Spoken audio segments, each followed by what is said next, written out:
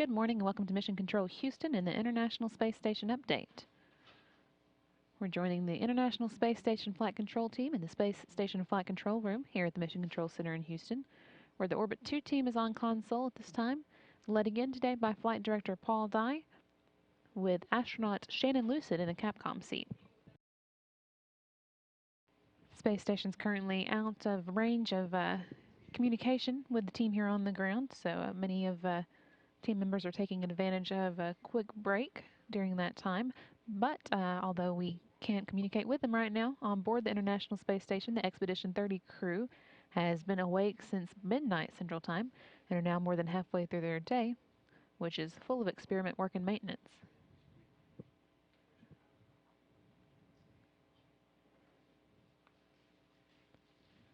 U.S. Commander Dan Burbank, as well as Russian flight engineers Anton Shkaplerov and Anatol Ivanishin, are currently orbiting about 260 miles above the South Atlantic Ocean, just having passed the southernmost portion of this orbit around the Earth, now heading southeast towards the coast of Africa.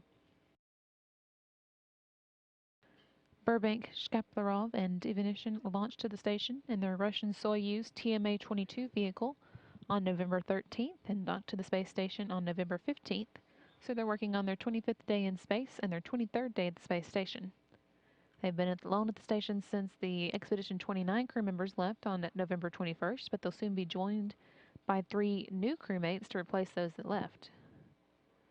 Flight engineers Don Pettit, Oleg Kononenko, and Andrei Kuipers departed from the Gagarin Cosmonaut Training Center in Star City, Russia, near Moscow today to head to the Baikonur Cosmodrome in Kazakhstan, where their Soyuz TMA-03M is being prepared for the December 21st launch to the space station. They're scheduled to go to the station and join Burbank, Shkaplerov, and Ivanishin on December 23rd.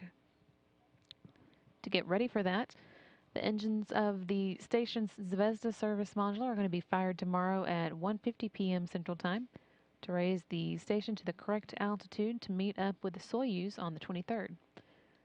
They'll be fired for 1 minute and 22 seconds and raise the station's altitude by 2.8 miles at the perigee, or lowest point of its orbit, and that's going to put the station in a 259.9 by 231.5 mile orbit.